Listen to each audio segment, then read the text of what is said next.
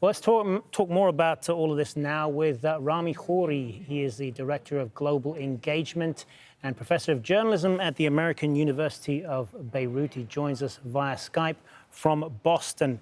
Rami, thanks very much for being with us. So let me ask you, first of all, what do you make of what's been happening in that region between northern Israel and Hezbollah in Lebanon? Is this these tit-for-tat attacks? Is this the way for each side to say we're here and we can hit you anytime, but we'd rather not? Yes, Hazem. What you're seeing is a perpetuation of a situation that's been in effect since 2006, which is a deterrence between the forces of Hezbollah and the Israeli armed forces. Quite an extraordinary situation when you think about it, that an armed militant group like Hezbollah could reach deterrence with an incredible power like Israel with its nuclear weapons and American support. But that's the situation that exists, and they have rules of engagement that are very clear, which is you can do reciprocal acts against one another. If you shoot a soldier, we shoot a soldier. If you shoot a cow, we shoot a cow.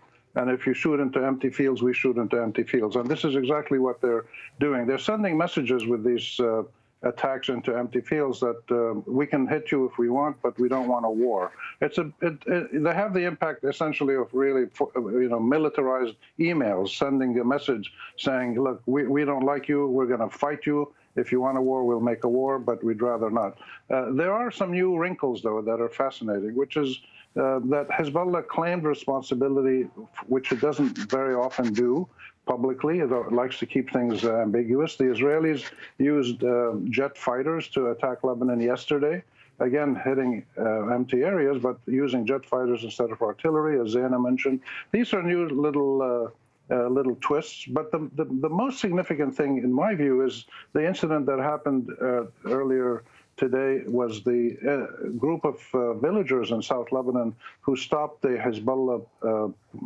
unit that was either going to fire rockets or coming back from fire rockets, and had a truck full of these rockets, and stopped them. And there was discussions, and it wasn't clear from the reports. Some of the villagers were trying to stop Hezbollah from doing this, and others were saying, no, we support you. But it shows you the tensions that arise in South Lebanon. And of course, this has been there for the last 30 years or so. You had it before with the Palestinian guerrillas in South Lebanon. The Israelis occupied South Lebanon for many years and it didn't stop the situation. So the ramifications of the conflict between Palestine and Israel, you see them now in Lebanon, you see them with Syria, now with Iran, of course, behind the scenes, Iran, Israel, hitting each other's ships in the Gulf and other places. These are ramifications of the core conflict between Palestinian Arabism and Israeli Zionism, which has been going on for about 60, 70 years. We have to always keep that in mind. And these are situations that keep recurring because the fundamental conflict in Palestine and Israel hasn't ended. And the secondary conflict with Hezbollah, Hamas, now the Houthis, the Iranians, these are all going on as well.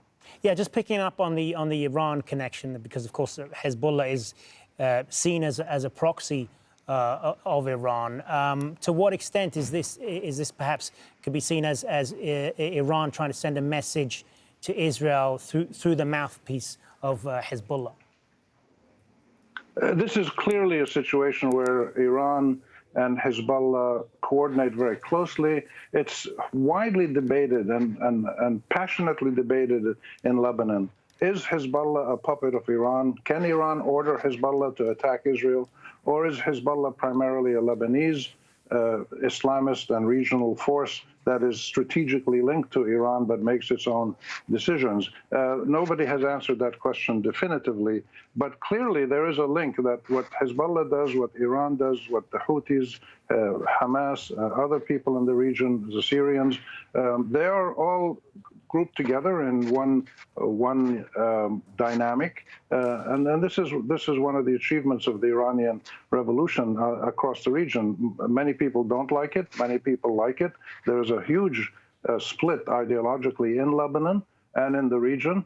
Is it good to push back against Israel and the U.S. and others and right-wing Arab forces who support them, or do we try to find a peaceful resolution? Nobody has answered that question either. But yes, Iran and Hezbollah work closely together, and they can send signals for each other, they can help each other.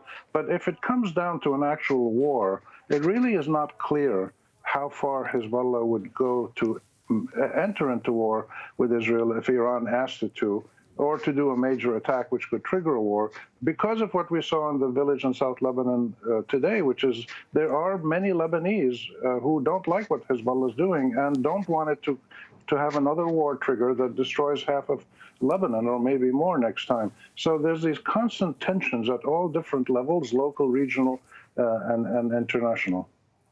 Good to speak with you as always, Rami Khouri in Boston. Appreciate your analysis.